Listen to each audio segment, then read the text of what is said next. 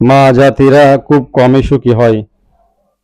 কারণ ঈদের দিন পর্যন্ত মা প্রবাসী ছেলেটার জন্য চিন্তা করে, টেনশন করে, আমার ছেলেটা প্রবাসী কিভাবে ঈদ কাটাচ্ছে।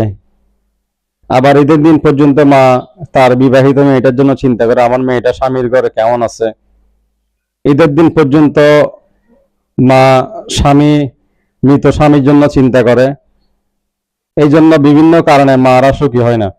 একদিকে প্রবাসী সন্তানের চিন্তা, একদিকে বিবাহিত কন্যার চিন্তা, আর একদিকে স্বামী হারার বেদনা। সব দিক দিয়ে মিলে মারা খুব কমই সুখী হয়। বৃদ্ধ বয়সে আনার সময় স্বামী মারা যাওয়ার পর সন্তানরা ভালোভাবে মা বাবাকে দেখে না, মাকে দেখে না বিশেষ করে।